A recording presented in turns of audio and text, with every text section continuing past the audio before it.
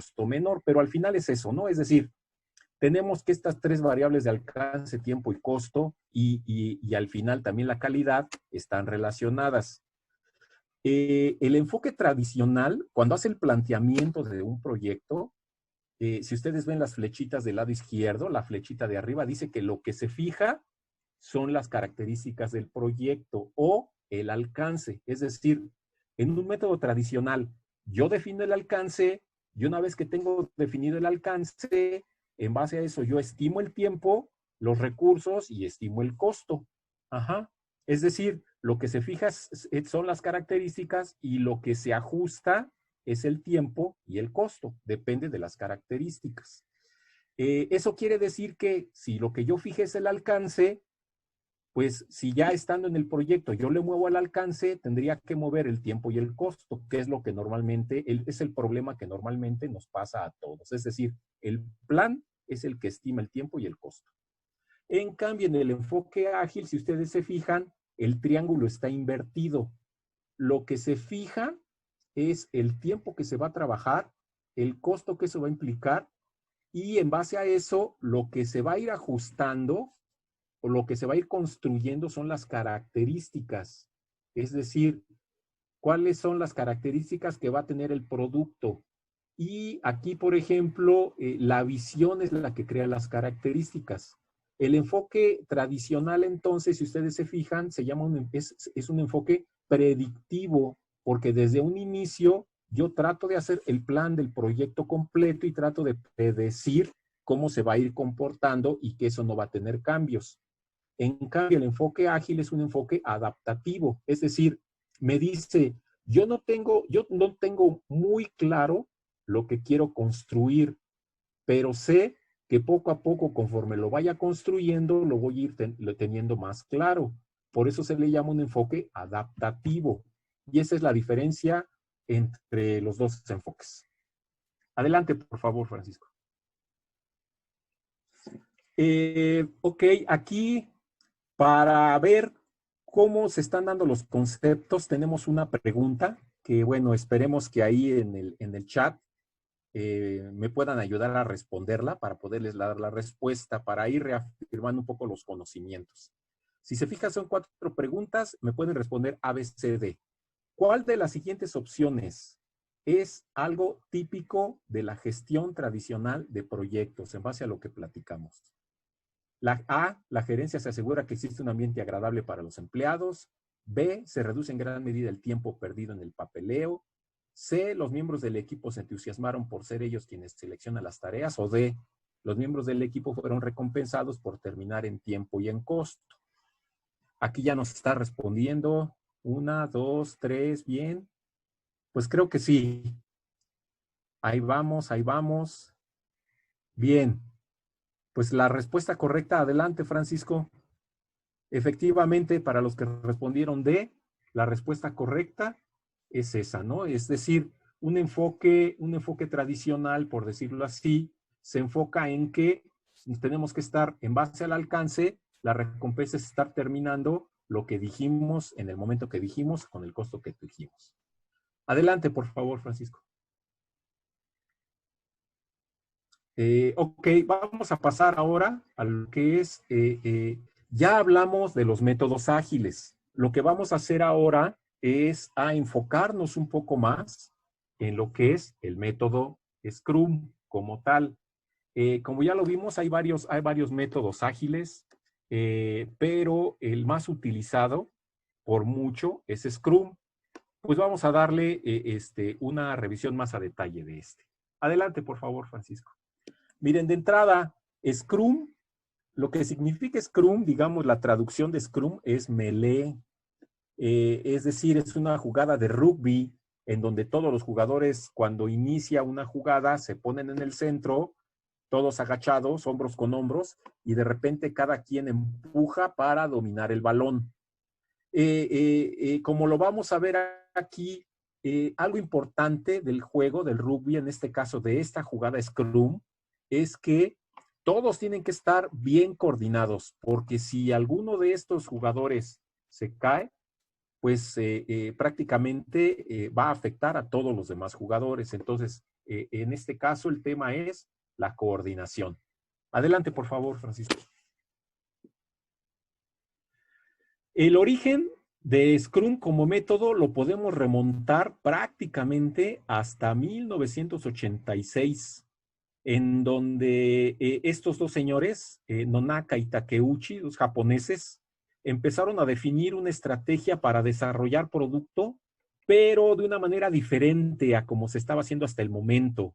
En aquel entonces, por ejemplo, si ustedes recuerdan, la verdad es que la industria japonesa en los 80s aportó muchos conceptos y muchas mejoras en el área de calidad, en el área de justo a tiempo, en estas áreas propiamente de desarrollo de productos. Desde allá es, por ejemplo, de donde Toyota inventó el Kanban, etcétera, etcétera. Es decir, estaban en su nivel o en su época de innovación al máximo. Y en ese caso, prácticamente es lo que hicieron estos amigos. Empezaron a desarrollar una metodología diferente en donde el equipo fuera el que tuviera la responsabilidad de estar trabajando como una unidad. Ellos, por decirlo así, y regresando a la definición de Scrum, veían el desarrollo de productos más como un juego de rugby en el que el equipo tiene que estar coordinado, que como una carrera de relevos, que es normalmente el enfoque, como el enfoque tradicional lo ve. Lo agarra uno y hasta que alcanza al otro, se le entrega la estafeta y así se van yendo. Es más bien secuencial. Adelante, por favor. La definición de Scrum, hay varias definiciones. En este caso nos estamos abocando a las de Scrum Study, en donde estamos hablando de que es un marco de trabajo ágil que se basa en interacciones. Básicamente, ¿no? Es un marco de trabajo que adopta, que incluye los valores ágiles y que como parte de su herramienta básica es la interacción o el sprint. Y eso nos permite hacer entregas recurrentes. Como aquí dice, originalmente estaba pensado para la industria de software, ahí es donde nació, pero prácticamente debido a su éxito ya pues se ha replicado en muchos lugares del mundo. De hecho, pues podríamos decir que Scrum es un marco de trabajo. Así para mí es uno de los elementos a entender. Es un marco de trabajo que nos permite desarrollar, entregar e incluso mantener productos complejos, no importa de qué sea el producto. Y como ustedes ven aquí, las fechas en las que se originó Scrum, pues es en el 93, Jeff Sutherland, que es uno de los creadores, lo definió, y en el 95, Ken Schwaber, que es la otra persona que creó Scrum, es decir, los creadores de Scrum fueron Sutherland y Schwaber, presentaron este primer ensayo en una conferencia de programadores que se dio. De hecho, ellos, déjenme decirles que a partir de esto crearon un documento que se llama la Scrum Guide o la guía de Scrum, que contiene los elementos, digamos, la esencia de lo que es el concepto de Scrum, dada por sus desarrolladores. El método Scrum, como lo está establecido en Scrum Study, contiene 3 elementos importantes: principios, aspectos y procesos. Los principios, como lo vamos a ver ahorita, son 6 fundamentos vamos a decir, 6 fundamentos de la filosofía de Scrum, de la filosofía de trabajo, mejor dicho, que deben existir en un proyecto para poder decir que se está usando Scrum. Esos son los principios. Los aspectos son 5 elementos que se deben gestionar en todo proyecto de Scrum. Y los procesos son vamos a decir, los 19 procesos, abarcan todas las actividades que tienen que ver con entradas, herramientas y salidas que se usan para realizar un proyecto bajo el framework de Scrum. Y vamos a verlo un poco más a detalle, por favor. Adelante, Francisco. En la primera, los principios. Como les dije, estos son los 6 fundamentos de la filosofía que deben existir en un proyecto para decir que se está utilizando Scrum. todo proyecto que diga que utiliza Scrum debe tener estos principios. Si hay alguno que le falta, entonces se dice que está desviándose de lo que son estos frameworks. Y si ustedes se fijan, al mismo tiempo, estos 6 principios están basados en los 12 valores del manifiesto ágil que les mostré láminas atrás. Es decir, al final los está retomando. Tampoco lo vamos a leer todo a detalle, pero por ejemplo nos dice que el 1 está basado, el primer principio es que son procesos de control empíricos, es decir, se basan en la observación y sobre todo se permite la experimentación para mejorar en lugar de que se tenga que seguir un plan. El segundo tiene que ver con los equipos que tienen que ser autoorganizados para aprovechar al máximo la sinergia de un equipo de trabajo. El tercero tiene que ver con la colaboración, en donde pues tiene que haber también un proceso de transparencia en el que todos estén trabajando con todos. El cuarto tiene que ver que a lo que le van a dar prioridad de construir siempre va a estar basado en el valor. Es decir, el valor es lo que va a determinar qué es lo prioritario. Y se tiene como valor, pues, lo que más aprecia el cliente o el usuario en este caso. El 5 tiene que ver que todo lo que se haga tiene que estar basado vamos a decirlo, en time buckets o en periodos de tiempo, que en este caso se les llama sprints, y es lo que va a estar marcando el ritmo de trabajo de los equipos. Y el principio 6 nos dice que este desarrollo es iterativo, es decir, va a estar basado en el concepto que les mencioné hace rato del producto mínimo viable. Es decir, obtienes tu producto mínimo viable en tu primer sprint y a partir de ahí vas a obtener productos mínimos viables con más características cada vez en cada uno de los sprints. Algo importante es que estos principios no solo tienen que utilizarlos los equipos de trabajo, también los tienen que utilizar las organizaciones. Y aquí es, por ejemplo, si ustedes recuerdan, la principal barrera para implementar Scrum o los métodos ágiles es la resistencia al cambio. Aquí es en donde empezamos a entender que ya empieza a haber una brecha entre ciertos paradigmas que existen de cómo se gestiona el negocio actualmente, como cómo se tendría que gestionar para poder adoptar un método ágil. Adelante, por favor. Los aspectos, les comentaba yo que son 5 elementos que se deben gestionar en todo proyecto de Scrum. Es decir, por un lado, debo de considerar la organización, que está plasmada en roles. Por otro lado, otro aspecto importante es siempre tener en mente la justificación del negocio, porque al final eso es lo que me va a determinar el valor de lo que estoy haciendo y la prioridad que yo le voy a dar a cada característica que se le quiera añadir al producto. Por otro lado, otro aspecto es la calidad, que siempre es en lo que se va a estar enfocando. Los cambios es el siguiente valor que tiene que ver con la aceptación o inclusión a todos los cambios.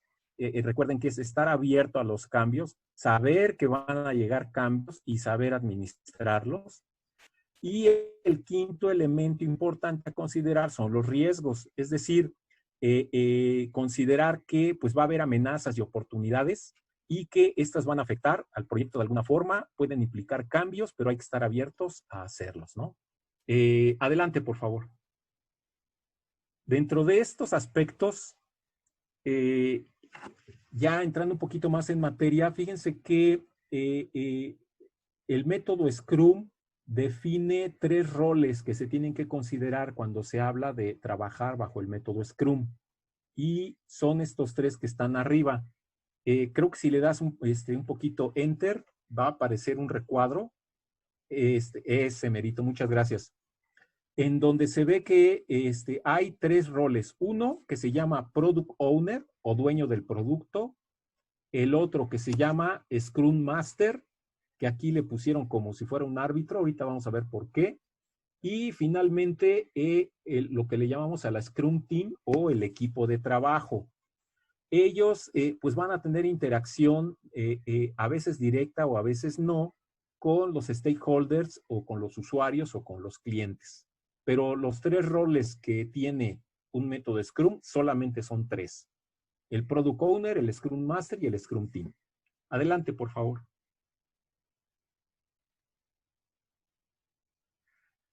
Ok, miren, vamos a hablar del Scrum Master. El Scrum Master, como ustedes ven en el recuadro azul, es la persona responsable de asegurar que el equipo Scrum se adhiere tanto a los valores como a las prácticas como a las normas del método. Y de alguna manera nos va a ayudar a que el equipo comprenda y utilice la autogestión, entendiendo que siempre estamos hablando de equipos autogestionados. Y como dice aquí, el papel del Scrum Master es ser un facilitador para el equipo. Y aquí es en donde de repente empezamos a romper paradigmas, porque cuando hablamos de un proyecto tradicional, hablamos de un project manager y que el project manager coordina a un equipo de trabajo.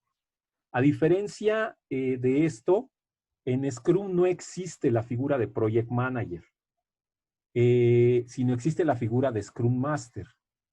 ¿Por qué no existe la figura del project manager? Porque quien coordina y quien ve cómo van los avances y quien está viendo cómo se van dando las cosas es el propio equipo de trabajo, es el que tiene el empowerment.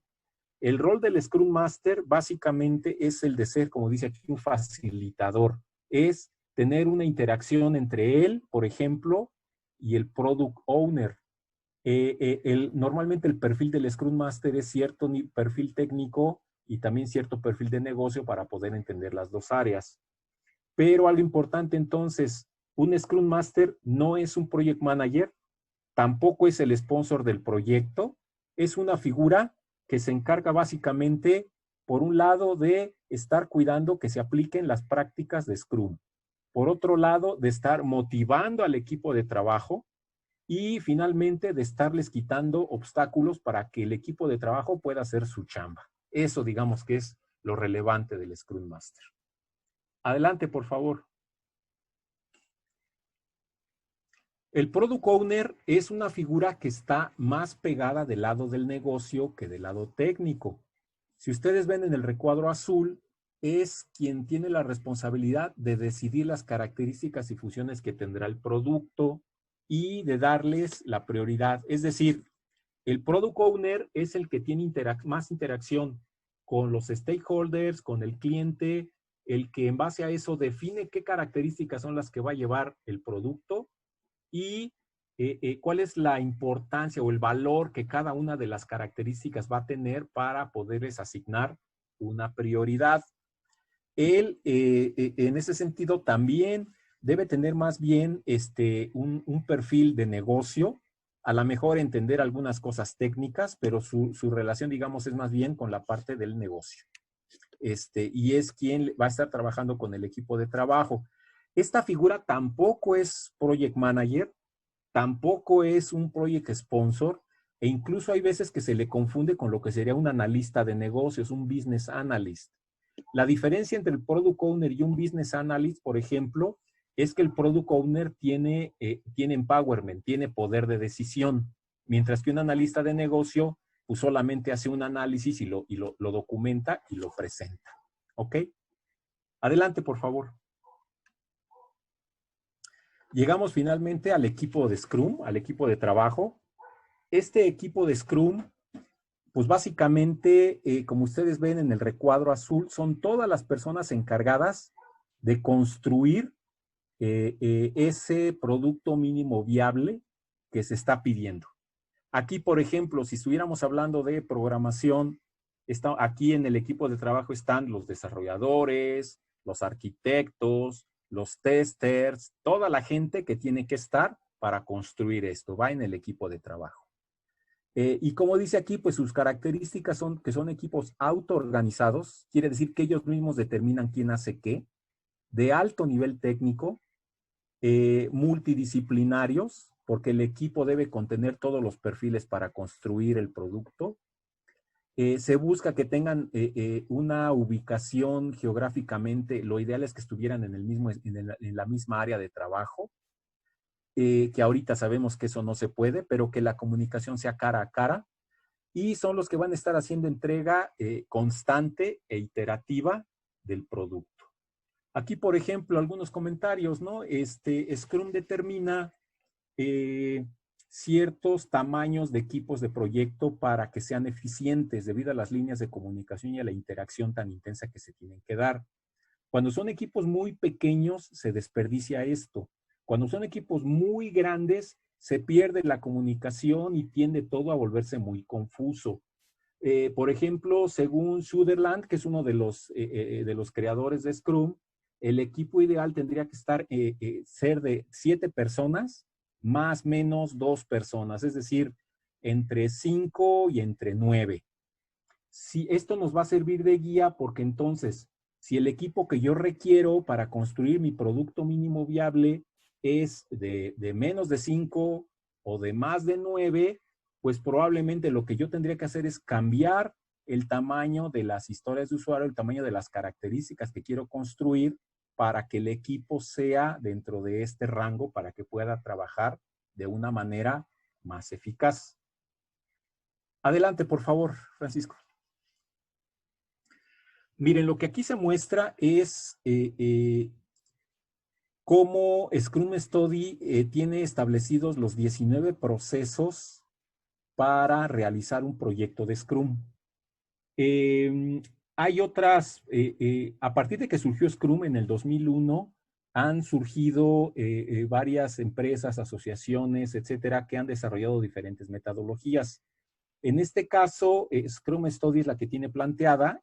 Nosotros pensamos que, pues, por lo menos es la que tiene más claridad en la estructura. Si ustedes se fijan, está dividida de entrada en 5 fases: inicio, planeación y estimación, implementación, revisión y retrospectiva y lanzamiento. Y cada una de estas tiene la suma de 19 procesos.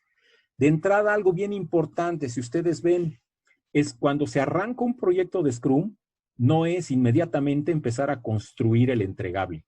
Se tiene que empezar por confirmar, como dice el punto 1, la visión del proyecto, identificar el Scrum Master, hacer otras actividades, hacer una planeación basada en métodos de iteración y en otros conceptos. Se ejecuta, se revisa y se lanza finalmente. ¿Ok? Los procesos que tienen palomita están así porque son procesos que están incluidos dentro de la herramienta que les vamos a presentar en un momento. Los que no tienen palomita, como por ejemplo el 1, creación de la visión del proyecto; el 6, realizar la planificación del lanzamiento; el 15, el 17 y el 19, no están, no porque no se pueda, más bien no porque no sean importantes, sino porque no son, son procesos que son más de una ejecución, de una interacción de entre personas, más que el llevar un seguimiento a través de una herramienta, por ejemplo. ¿Ok? Entonces, por eso están fuera, pero prácticamente así es como los vamos a barrer. En la herramienta incluso, vamos a ver que los procesos no están agrupados exactamente como aquí vienen en las fases, pero están muy parecidos, como les vamos a plantear ahorita el ciclo de Scrum, y les van a hacer mucho sentido. Adelante, por favor, Francisco. Vamos a ver ahorita los pasos del método Scrum, cómo se va dando.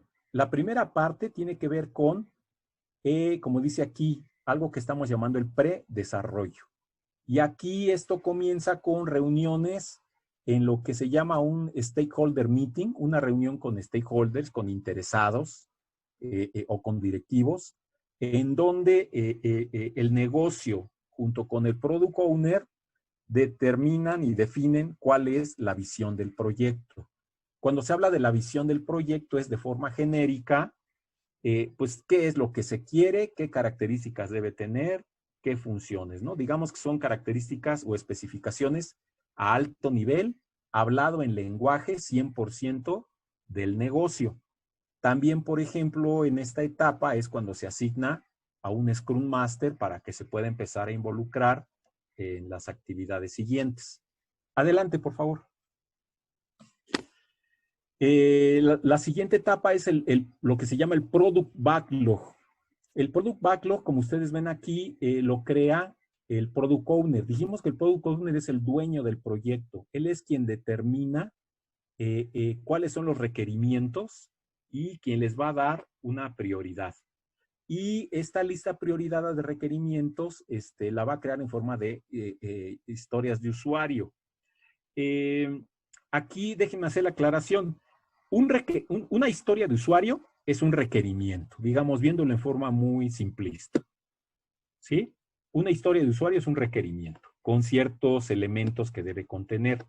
Entonces, lo que hace el Product Owner es, el paso 1 es, pues, con los requerimientos que obtuvo en la reunión anterior con los stakeholders, detalla cada requerimiento para darle esta estructura de historia de usuario, procurando que sean de un tamaño pequeño, no muy grande, para que cuando lo construye el equipo quepa dentro de lo que es un sprint. Si fuera más grande que lo que es un sprint, tendría que partir ese requerimiento o esa historia de usuario en 2 o en más partes. El paso 2 es, ya teniendo estas historias de usuario definidas, las tiene que priorizar. Las va a priorizar en base a lo que es el valor o la urgencia que el negocio está viendo que tiene cada uno de los requerimientos. Scrum tiene algunas técnicas para hacer esta priorización y son varias, ¿no? Que ahorita no vamos a comentar.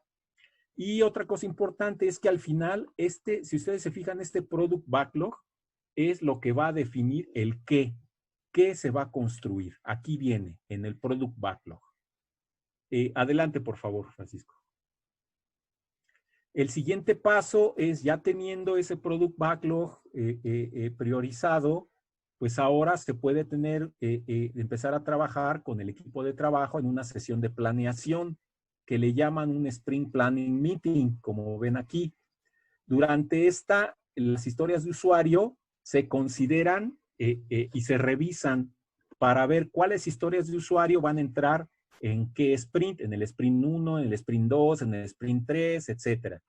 Se determina, para eso ya tiene que estar determinado cuánto va a durar un sprint. A veces son sprints muy cortos, como dice aquí, de una semana, a veces de 6 semanas.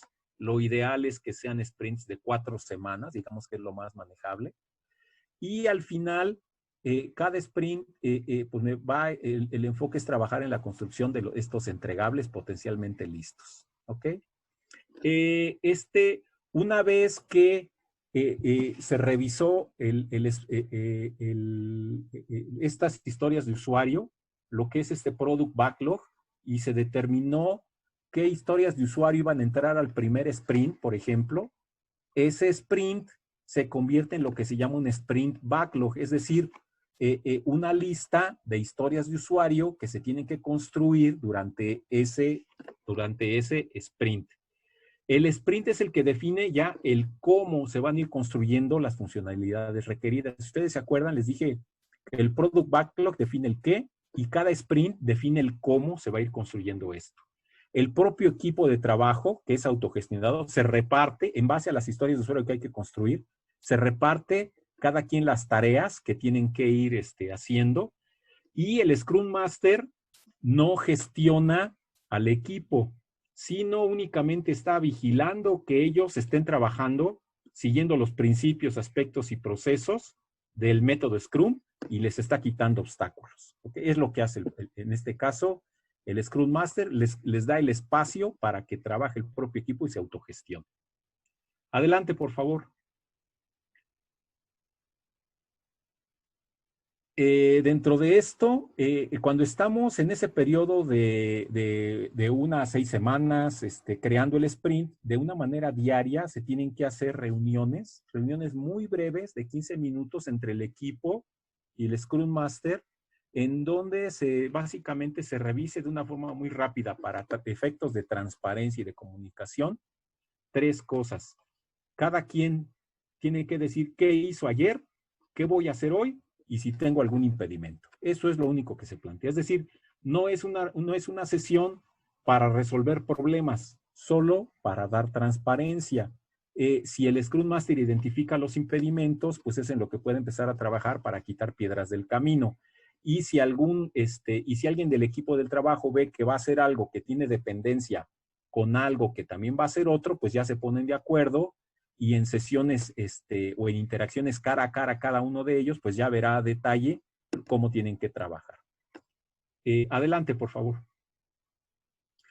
Después, cuando ya se termina el sprint, se hace una sesión de trabajo que se llama un sprint review. En esta sesión, el equipo de trabajo le presenta al product owner y a los stakeholders lo que obtuvieron como producto mínimo viable. Se considera que el sprint no termina hasta que todas las tareas que estuvieron incluidas en el sprint backlog